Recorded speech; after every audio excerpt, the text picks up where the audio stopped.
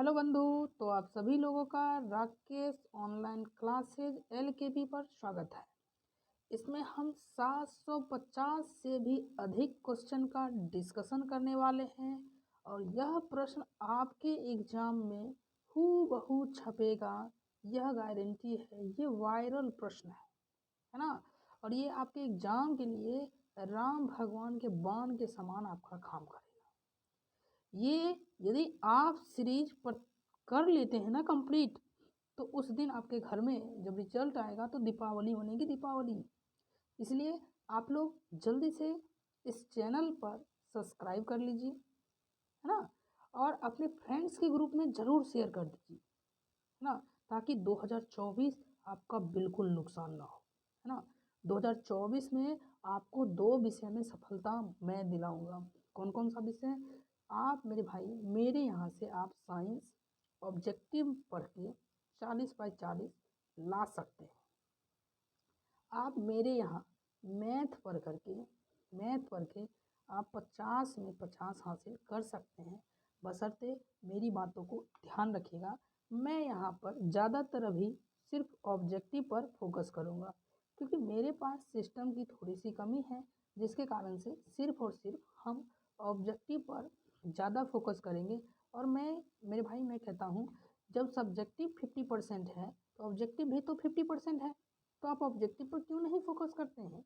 तो आप मेरे साथ ऑब्जेक्टिव पर फोकस कीजिए, क्योंकि यदि आपका ऑब्जेक्टिव ठीक गया मेरे भाई, तो मैं बिल्कुल आपको विश्वास दिलाता हूँ कि आपका रिजल्ट बहुत अच्छा जाएगा, 2 विषय में खास करके। चलिए, तो सबसे पहले प्रश्न से स्टार्ट करते हैं।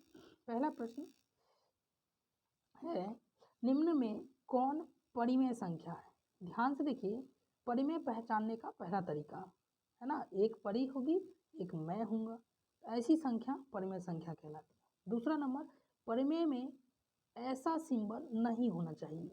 यानी जो परी होती है वो चाहती नहीं है कि हम कोहबर में रहें, वो चाहती है कि हम इस कोहबर से क्या हो जाए, कोहबर में नहीं रहे, कोहबर में नहीं रहे। देखिए, ये जो रूट 3 है, मैं इस 3 को कहूँगा, ये 3 तू बाहर निकल जा, ये कहेगा मैं नहीं निकलूँगी, मतलब इस पर ये परिमेय संख्या नहीं है। जबकि ध्यान से देखिएगा, ये रूट 2 को रूट 2 से काट देंगे तो क्या हो जाएगा, 2/1। अब ये हो गई P/Q के फॉर्म में हो गई, इसीलिए यह कौन सी संख्या है, परिमेय। कोई दिक्कत नहीं है। चलिए, प्रश्न संख्या 2 चलते हैं, इसको छोटा करना पड़ेगा। प्रश्न संख्या 2 कहता है, किसी धनात्मक पूर्णांक, एक धनात्मक पूर्णांक a है और दूसरा धनात्मक पूर्णांक b है। कहता है इसके लिए आप मौशो निकालिए और फिर इसी के लिए लौशो निकालिए। मेरे भाई, आप ध्यान से देखिए कि यहाँ पर एक फॉर्मूला होता है। क्या होता है फॉर्मूला मेरे भाई? मौशो गुना लौशो। यदि मौशो लेते हैं और लौशो लेते हैं, यदि आप इसको गुना करना चाहते हैं तो आप उसकी पहली संख्या को गुना कर दीजिए दूसरी संख्या से। अब पहली संख्या क्या है, a गुना दूसरी संख्या क्या है, b, तो क्या हो जाएगा, a गुना b। कोई दिक्कत? आप इस चीज़ को मेरे साथ याद कीजिए, बोलिए, मौशो गुना लौशो बराबर, मौशो गुना लौशो बराबर पहली संख्या गुना दूसरी संख्या। आप मेरे साथ साथ बोले, मौशो गुना लौशो बराबर पहली संख्या गुना दूसरी संख्या। चलिए, वेरी गुड। आते हैं हम लोग तीसरे प्रश्न पर। तीसरा प्रश्न आपके सामने है कि घात 1 वाला बहुपद क्या कहलाता है? देखिए, नाम से स्पष्ट है, घात कितनी होनी चाहिए, 1।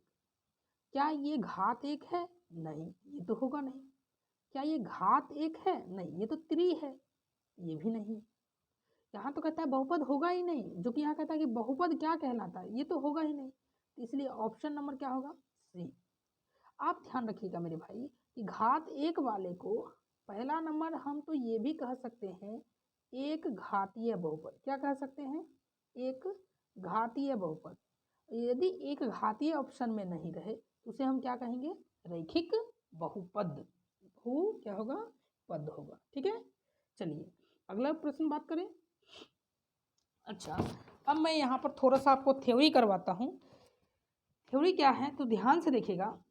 ये तो आपने समझ गया कि घात 2 वाले बहुपद को हम द्विघात कहेंगे, है ना। घात 3 वाले बहुपद को त्रिघात कहेंगे।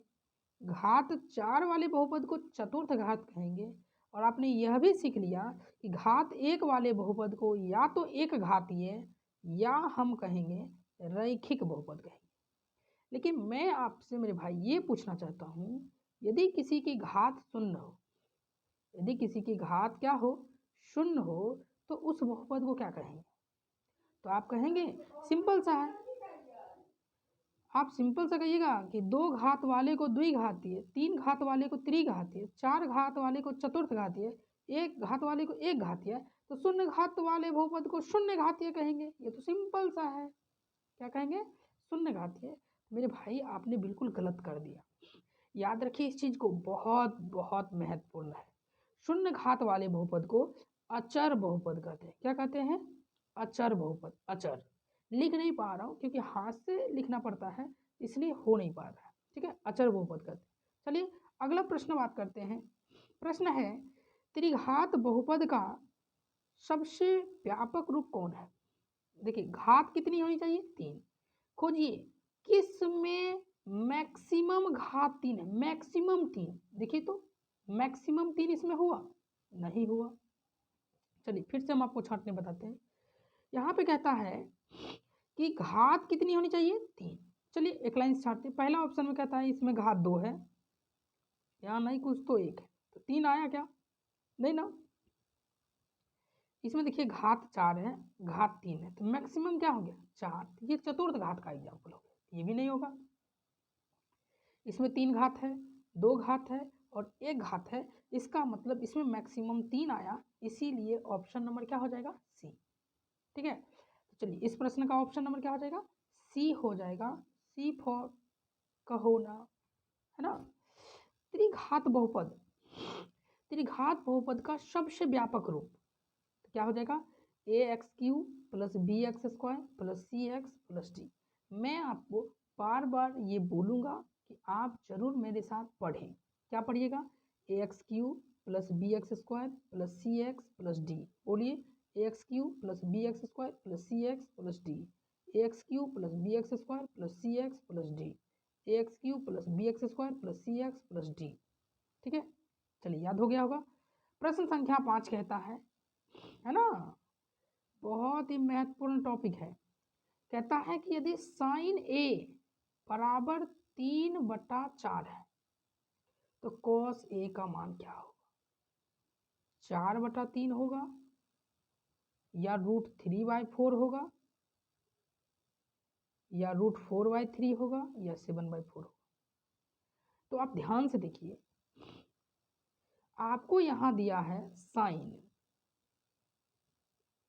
क्या दिया है? तो आपको यहां दिया गया है साइन, और साइन ए बराबर होता है ना, साइन ए बराबर क्या होता है? तो साइन ए बराबर होता है लंब बटे कर्ण। चलिए साइन ए बराबर क्या दिया है? 3/4। ये जो ऊपर वाली वैल्यू होती है इसे हम कहते हैं लंब, और जो नीचे में वैल्यू दी गई है उसे क्या कहते हैं? कर्ण। तो लंब हुआ कितना? हाँ, लंब कितना हुआ बताइए? तो लंब हुआ 3 और कर्ण कितना हुआ? 4। हमसे क्या पूछा? हमसे पूछा कॉस ए। तो हम जानते हैं कि कॉस ए का जो फॉर्मूला होता है वह होता है आधार बटे कर्ण होता है। कर्ण यहाँ है कितना? 4, तो नीचे क्या आएगा? 4। तो नीचे 4 इसमें है नहीं, इसलिए ये ऑप्शन तो होगा नहीं।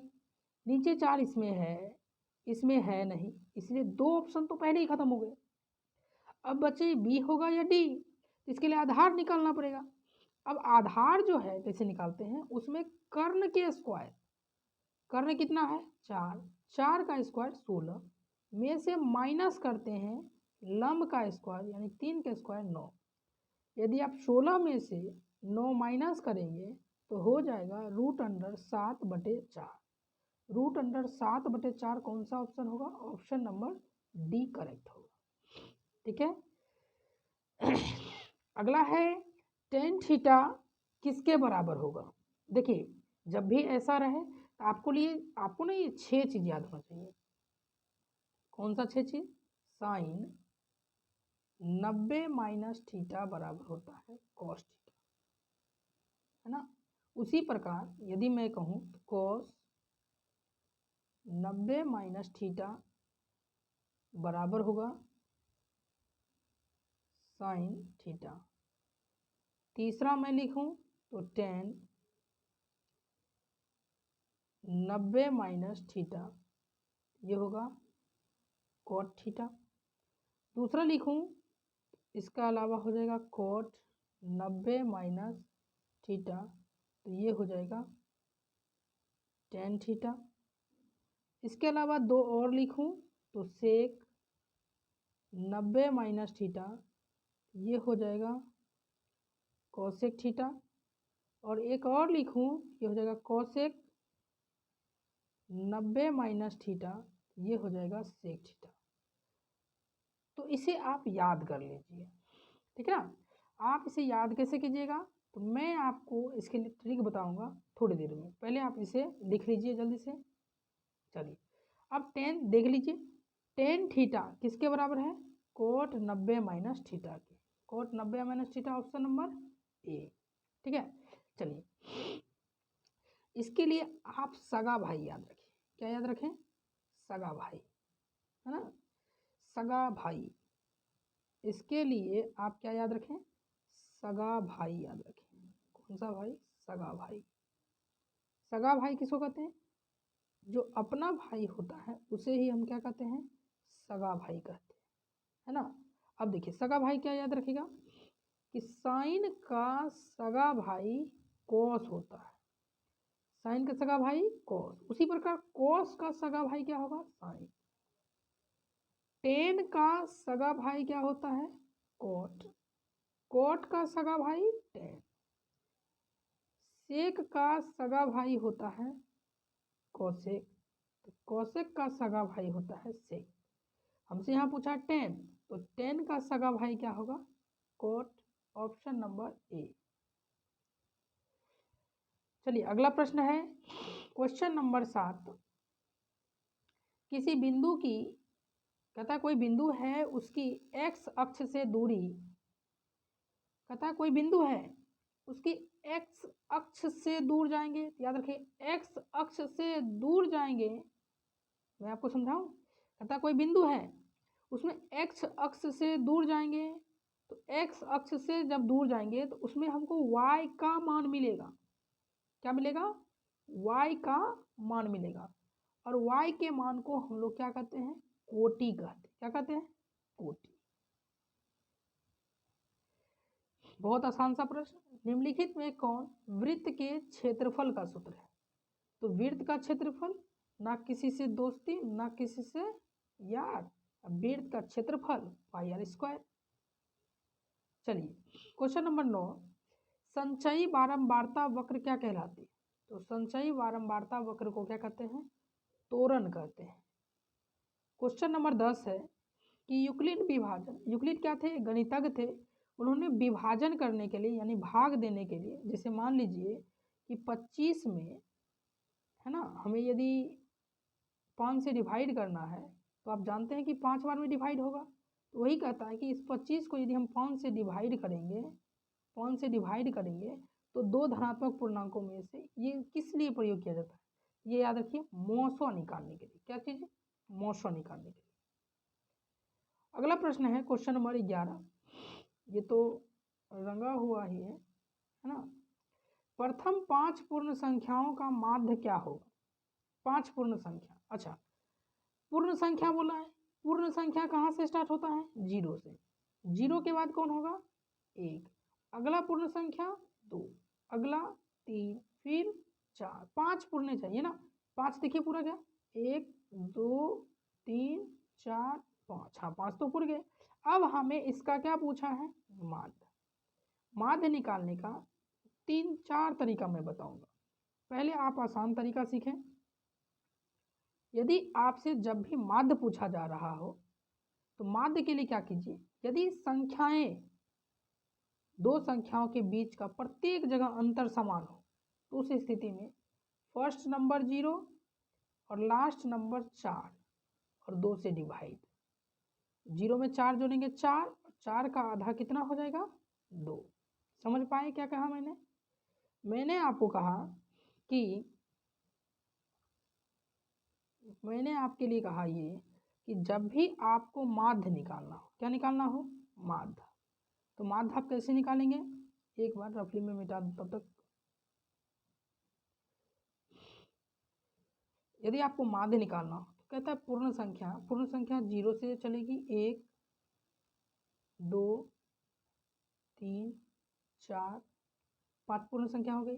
अब हमें इसका माध्य निकालना है, तो माध्य निकालने के लिए सबसे पहला नंबर कौन है 0, सबसे लास्ट नंबर कौन है 4, दोनों को जोड़ के 2 से भाग, तो 0 में 4 जोड़ेंगे तो 4, 4 को 2 से भाग देंगे तो कितना आएगा 2 आएगा, ऑप्शन नंबर बी। ठीक है, चलिए माध्य निकालने का यही तरीका मस्त है। अगला है, हमसे यहाँ पूछा है 2 वृत्तों के क्षेत्रफल का अनुपात 4:1 है।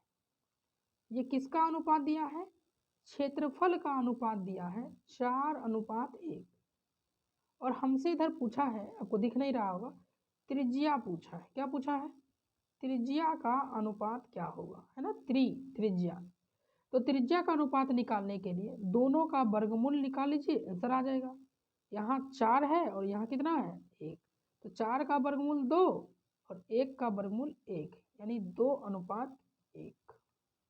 ठीक है, चलिए क्वेश्चन नंबर 13, यदि tan थीटा बराबर √3, tan थीटा बराबर √3, तो थीटा का मान क्या होगा। देखिए ध्यान से, यहाँ tan थीटा है और यहाँ पर tan √3 है, तो मैं क्यों ना कहूँ √3 tan में 60 डिग्री का मान होता है, tan में कितना डिग्री का मान 60। अब यहाँ tan से, एक मिनट फिर से, √3 कितना डिग्री का मान होता है, tan 60 डिग्री का मान। अब tan से tan कैंसिल हो जाएगा, तो थीटा कितना बचेगा 60, ऑप्शन नंबर डी सही है। आगे चले, आपको जो है ना त्रिकोणमितीय मान याद करना होगा, इसके लिए आप मेरे चैनल पर विजिट कीजिए, वहाँ पर सब चीज लिखा हुआ है। चलिए प्रश्न है 14 नंबर कि cosec 60 degree, cos 60 degree +1, cos 60 degree -1।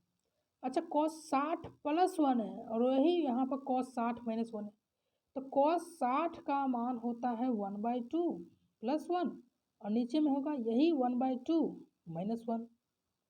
एक बार 1/2 में 1 जोड़ना है तो कैसे जोड़ेंगे, तो नीचे 2, नीचे क्या है 2, तो नीचे 2, इसमें एक गुना कर दीजिए, 2 एकम 2 और ये जोड़ दीजिए, कितना हो जाएगा 3/2। यहाँ नीचे क्या है 2, अब इसमें ये गुना कीजिए तो 2 एकम 2 और 1 में से ये 2 माइनस कीजिए तो -1। ठीक है, 2 से 2 कैंसिल, तो ऊपर बचेंगे 3 और नीचे बचेंगे -1, तो 3/-1 को बोलेंगे -3। ठीक है ना, कोई ज़्यादा हार्ड कैलकुलेशन नहीं है ना। चलिए चलते हैं अगला प्रश्न। हाँ, अब अच्छा प्रश्न आएगा, क्वेश्चन नंबर आपके सामने आया 15 नंबर। चलिए अब आपको आराम से दिख रहा होगा। क्वेश्चन 15 कह रहा है कि यदि अल्फा बीटा, ये अल्फा क्या है, तो जैसे x के 2 मान आते हैं ना, तो एक मान को कहा जाता है अल्फा, एक मान को कहा जाता है बीटा। कहता है यदि अल्फा और बीटा इसके मूल हैं, मतलब एक अल्फा है एक बीटा है, तो हमसे पूछा है 1/α + 1/बीटा का मान। पहले आप यहाँ पर इस चीज़ों को ध्यान से समझें। किस चीज़ों को, ये जो समीकरण यहाँ लिखा है, समीकरण क्या लिखा हुआ है, x² + x + 1। देखिए यहाँ कुछ नहीं तो 1, यहाँ भी नहीं कुछ तो 1। अब यहाँ जो वैल्यू दी गई है यह a का मान हुआ 1, है ना, और यहाँ जो वैल्यू दी गई है ये b का मान हुआ 1, और जो यहाँ वैल्यू दी गई है ये c का मान हुआ 1। और हमसे पूछा है 1/α + 1/बीटा। पहला नंबर आप मेरे सेशन में जुड़े रहिएगा तो आपको लास्ट तक इसका सूत्र पता चल जाएगा। इसका सूत्र होता है -b/c। पहले -b, b का मान कितना है 1, c और c का मान भी कितना है 1। तो -1 को यदि 1 से डिवाइड करेंगे तो 1 को 1 से डिवाइड करेंगे 1 तो आएगा, है ना, 1 तो आएगा, लेकिन साथ ही साथ उसमें कौन सा चिन्ह लगेगा, माइनस का चिन्ह लगेगा। Option number B. Question number 16, एक द्विघात बहुपद है, इसके मूलों का योग, ये मूलों का योग है, मूलों का योग का मतलब होता है अल्फा प्लस बीटा, और ये गुणनफल का मतलब अल्फा इंटू बीटा। तो मूलों का योग है 2, जबकि मूलों का गुणनफल है -1। हमसे पूछा है कि द्विघात बहुपद क्या होगा। तो द्विघात बहुपद का सूत्र होता है x² माइनस मूलों का योग, मूलों का योग है कितना 2x प्लस मूलों का गुणनफल, मूलों का गुणनफल है कितना -1। सॉल्व कर दीजिए, x² minus 2x plus minus -1 हो जाएगा। देख लीजिए कौन सा ऑप्शन है, ऑप्शन नंबर, अच्छा एक मिनट, यहाँ पर 15 लिखा है, यहाँ जो लास्ट है इस लास्ट में क्या लिखा हुआ है 15, -15 है, यहाँ 15 हो जाएगा। तो ऑप्शन नंबर क्या हो जाएगा डी। अच्छा, यदि आपको क्वेश्चन यहाँ नहीं दिख रहा है ना, तो आप हमारे कौन से चैनल, देखिए राकेश ऑनलाइन क्लासेज LKP, इससे टेलीग्राम चलता है, उस टेलीग्राम पर जाइए, आपको पूरा PDF मिल जाएगा 750 प्रश्नों का। ठीक है, चलिए अगला प्रश्न हम लोग देखते हैं, क्वेश्चन नंबर 17 है, छोटा करना पड़ा ना, कहता है किसी बिंदु Q, किसी वृत्त की स्पर्श रेखा की लंबाई 24 सेंटीमीटर है, केंद्र से Q की दूरी। ऐसे प्रश्नों में पहले आप एक वृत्त बनाएं, एक केंद्र दें, और केंद्र का नाम ज़्यादातर वही रहता है। कहता है कि बिंदु Q वृत्त की स्पर्श रेखा की लंबाई, तो इस वृत्त पर स्पर्श रेखा खींच दिए, और इसकी लंबाई कितनी है 24 सेंटीमीटर। कहता है और केंद्र से, केंद्र ये है, इससे Q की दूरी, तो Q यहाँ होगी, है ना, केंद्र यहाँ है, Q यहाँ होगी, जिसकी दूरी कितनी दी गई है 25 सेंटीमीटर। तो हमसे पूछा है कि इस वृत्त की त्रिज्या क्या होगी, ये वाली। एक बात मेरी भाई ध्यान रखिएगा, यह 90 डिग्री के सामने वाली भुजा को क्या कहते हैं कर्ण, है ना। और मेरा एक लॉजिक चलता है 7 24 25, 7 24 25, यदि 25 कर्ण है 24 लंब है तो आधार कितना आएगा 7, यानी इस प्रश्न का उत्तर क्या हो जाएगा 7 सेंटीमीटर। ठीक है, अच्छा आप कुछ चीज़ें याद रख लीजिए, मैं आपको बार बार बताऊंगा। 3 4 5, यदि किसी समकोण त्रिभुज में कर्ण 5 हो तो अन्य दो भुजा की लंबाई 3 और 4 होगी। अगला है 5 12 13, यदि किसी समकोण त्रिभुज में कर्ण की लंबाई 13 हो तो अन्य दो भुजा की लंबाई 12 5 होगी। 8 15 17, यदि किसी समकोण त्रिभुज में कर्ण की लंबाई 17 हो तो अन्य दो भुजा की लंबाई 15 8 होगी। 7 24 25, यदि किसी समकोण त्रिभुज में कर्ण की लंबाई 25 हो तो अन्य दो भुजा की लंबाई 24 7 होगा। ठीक है, चलिए इतना याद रखिए। 3 4 5 3 4 5 3 4 5, 5 12 13 5 12 13 5 12 13 5 12 13 है 5 12 13, 8 15 17 8 15 17 8 15 17, 7 24 25 7 24 25 7 24 25, और भी है 9 40 41, याद रख सकते हैं तो कर लीजिए, बहुत हेल्पफुल होता है।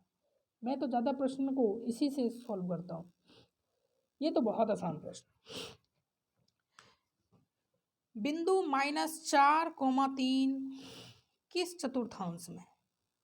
देखिए चतुर्थांश होते कितने हैं? 4। कितने होते हैं? 4। इसे कहा जाता है प्रथम, इसे कहा जाता है द्वितीय, इसे कहते हैं तृतीय और इसे कहते हैं चतुर्थांश। प्रथम चतुर्थांश में जो चिन्ह आते हैं वो आते हैं प्लस कोमा प्लस। दूसरे चतुर्थांश में जो चिन्ह आते हैं वो आते हैं माइनस कोमा प्लस। और तीसरे चतुर्थांश में जो चिन्ह आते हैं वो आते हैं माइनस कोमा माइनस। और चौथे चतुर्थांश में जो चिन्ह आते हैं वो आते हैं प्लस कोमा माइनस। हमें यहाँ पूछा है कि पहले माइनस है फिर प्लस है, पहले माइनस है फिर प्लस है तो किस में आएगा? द्वितीय।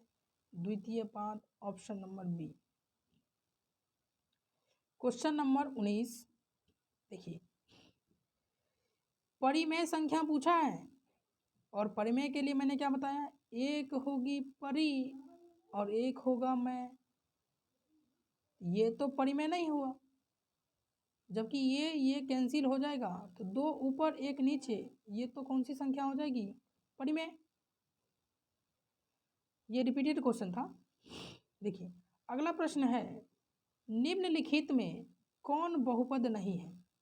नहीं है, मेरी बात को ध्यान सुनिएगा। कहता है इसमें से कौन है जो बहुपद नहीं है? देखिए बहुपद है इस बात के लिए क्या याद रखेंगे? बहुपद है, बहुपद है के लिए याद रखेंगे x की घात पूर्ण संख्या होनी चाहिए। पूर्ण संख्या क्या होती है? तो वैसी संख्या जो 0 से स्टार्ट होकर 1 2 3 आगे की तरफ बढ़ते जाती है, इसे हम पूर्ण संख्या कहते हैं। फिर से मैंने क्या कहा कि x की घातें कौन सी संख्या होनी चाहिए? पूर्ण संख्या। ध्यान से देखें, क्या ये पूर्ण संख्या है? बिल्कुल है। क्या ये पूर्ण संख्या है? हाँ है, इसीलिए ये तो बहुपद है। पूर्ण संख्या x की घातें पूर्ण संख्या, तो ये भी बहुपद है। यहाँ पे देखिए पूर्ण संख्या, यहाँ भी देखिए पूर्ण संख्या, तो ये भी बहुपद है। जबकि a है, b है, c d है, ये बहुपद है। मतलब ऑप्शन नंबर सी बहुपद नहीं है।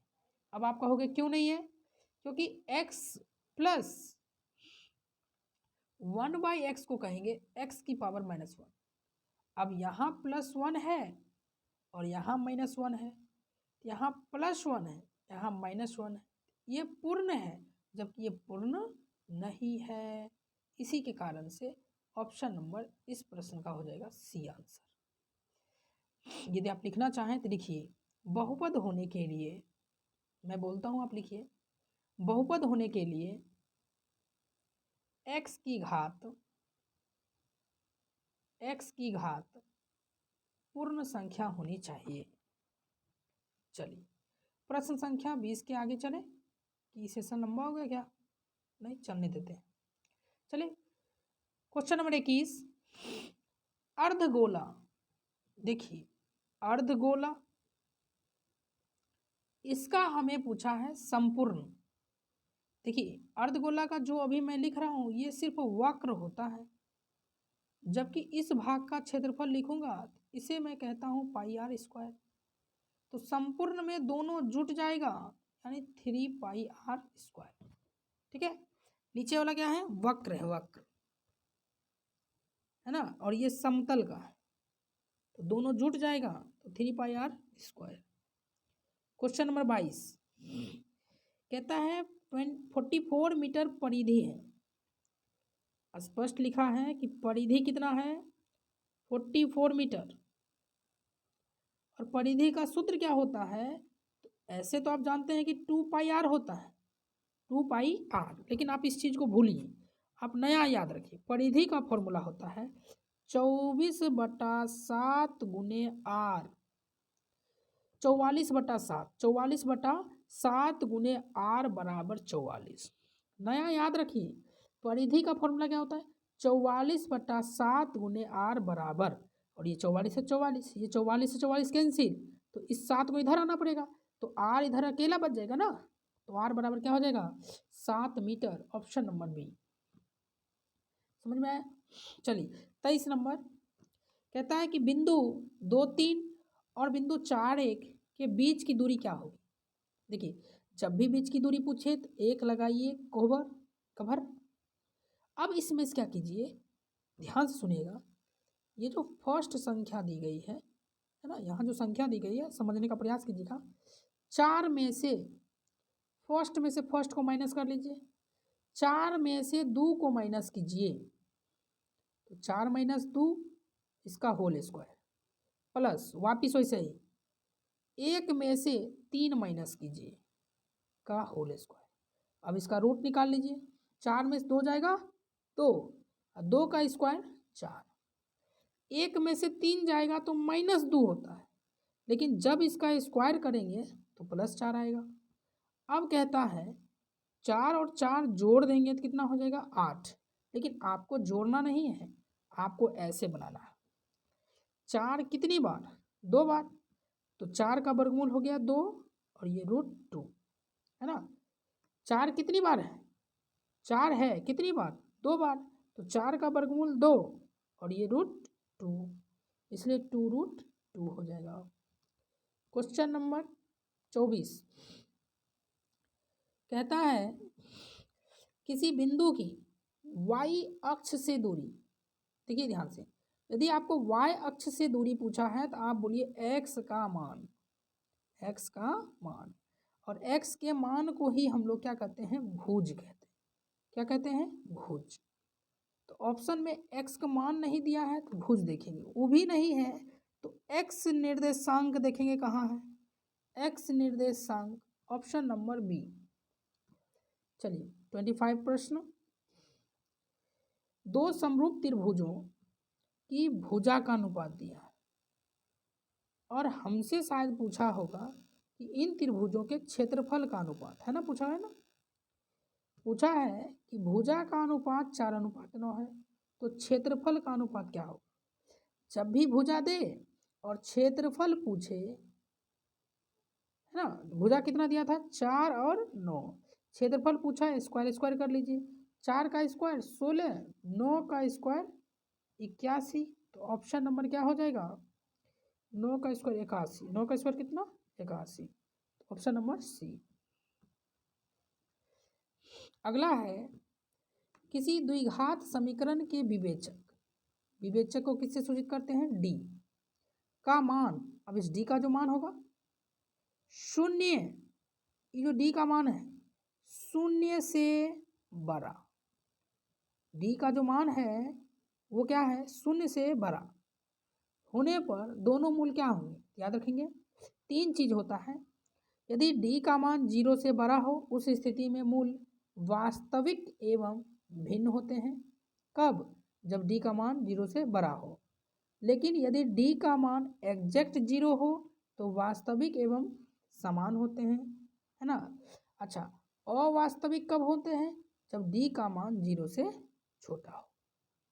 तो ज़्यादातर आपको यही प्रश्न पूछे जाते हैं।